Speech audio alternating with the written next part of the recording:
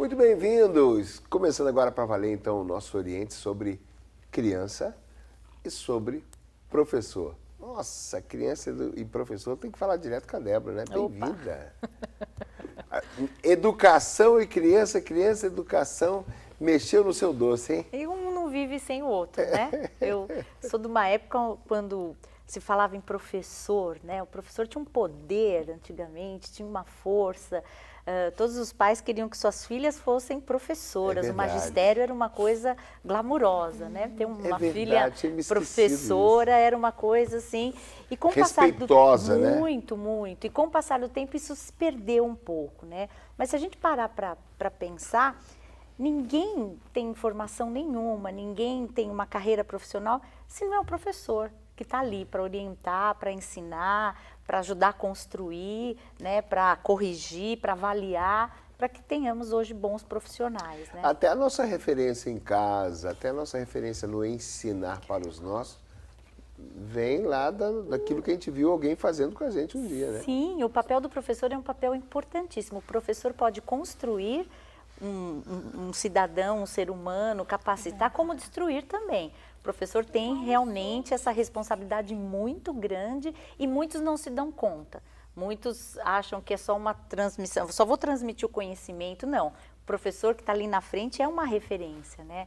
E para as nossas crianças principalmente, porque na primeira infância, onde tudo se consagra, onde tudo fica ali, se consolida, isso, a palavra exata, se consolida, o professor tem um papel importante, né? A minha experiência, eu dei muitos anos aula em educação infantil, gosto muito da educação infantil, porque eu acredito nessa base, que se essa base for bem construída, na adolescência para o professor de adolescente fica mais fácil, né? Mas o papel do professor é importantíssimo. E não dá para ver um se não tiver um olhar para o outro, né? Ao seu lado está o padre Aguinaldo. Bem-vindo, padre. Que alegria estarmos juntos, né? Tudo bom?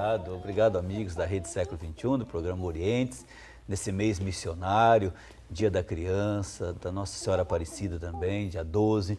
Muito bom estar aqui pela primeira vez no programa do Laércio, no Orientes, e meditando sobre esse tema tão importante. Né? O padre tem uma missão de ensino violenta e complexa, né? Porque se a Débora pode se dar o luxo de cuidar só das criancinhas, você tem que cuidar de cabo a rabo, deixa eu falar assim, desculpe. É verdade, e é interessante que às vezes a pessoa, Laércio, amigos, é jovem, mas às vezes tem um comportamento de criança, ou é um velhinho que talvez tenha aquela carência ainda, como se fosse uma criancinha, esperando um abraço, esperando um carinho, esperando um afago.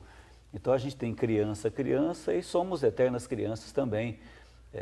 Não na questão da imaturidade, mas às vezes a gente tem as nossas necessidades, nossos desejos, nossos sonhos. E o padre, realmente, você tem razão, a gente lida com todas as pessoas.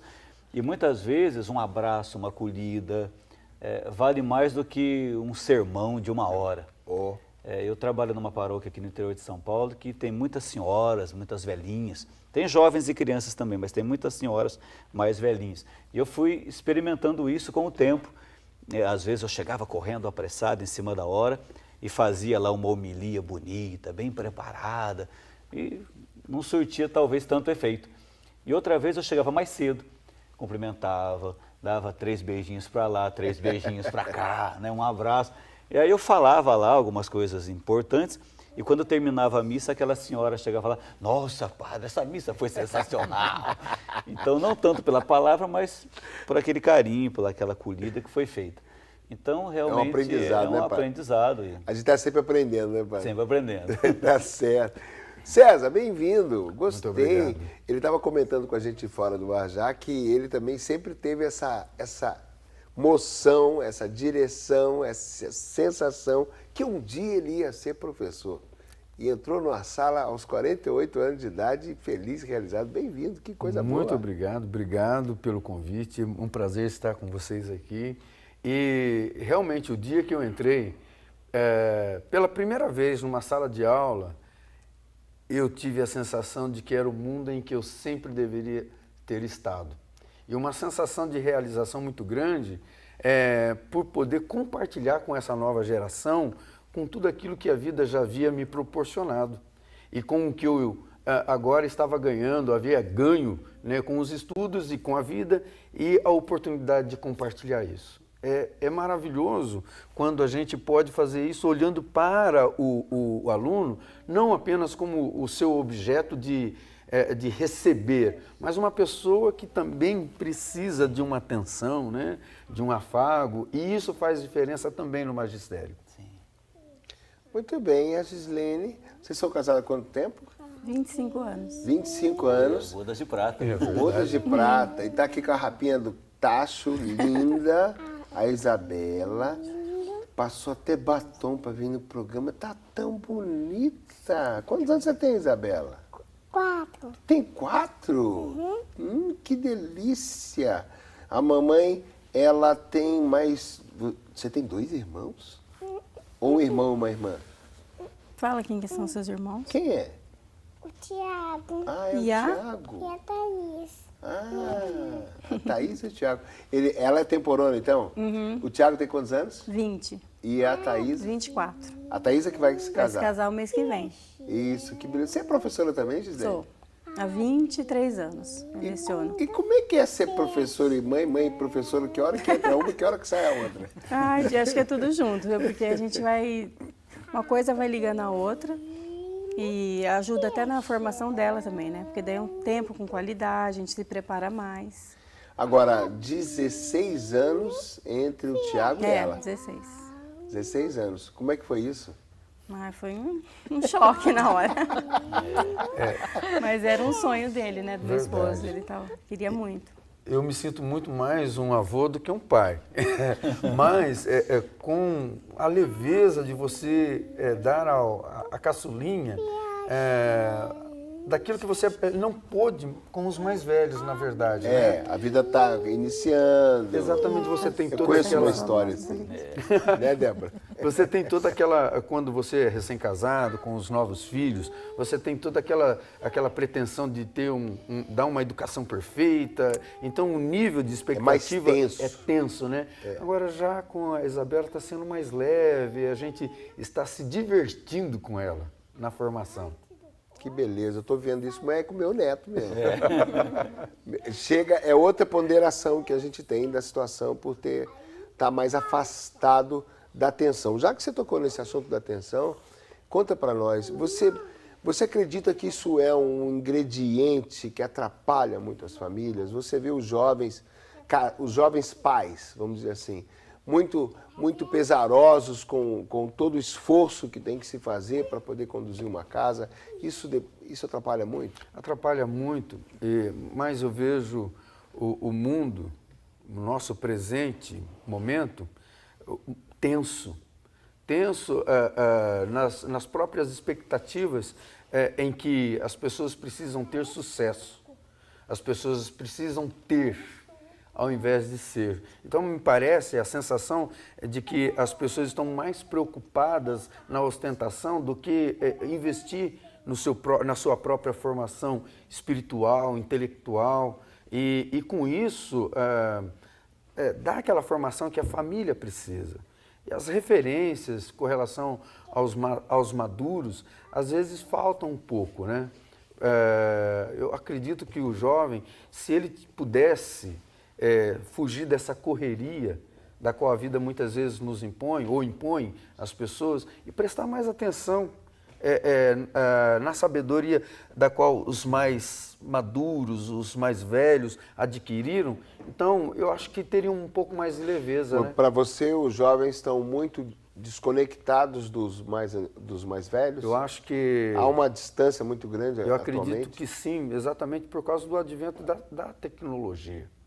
Então, as pessoas, eu acredito que o passado ficou antiquado, de tal forma que muitas vezes, o que é que eu posso aproveitar com tantos recursos do presente momento? Você dá aula para jovens? Jovens, Qual é a ensino faixa? médio, né? Ensino Faixa médio. de 17, 18. Então você toca na ferida, né? Aí a gente tem que ir bem firme, né? Aí você encontra de fato neles essa falta desse referencial. Exatamente. E quando você toca nesses assuntos que às vezes não são tocados em casa. Por exemplo, recentemente eu estava, para os meus novos alunos, estava dizendo que é preciso que você busque o controle da sua vida. Assuma o controle da sua vida através das informações que você está adquirindo, através da experiência que você verifica nos outros. Para quê? Assumir o controle da sua vida para que outros não decidam por você. E esse é o momento. A escola é um momento em que você pode se inteirar mais de informações que vai te dar norte. Mas isso não tinha nada a ver com o assunto da aula. Exatamente. É justamente isso. Paralelo, né?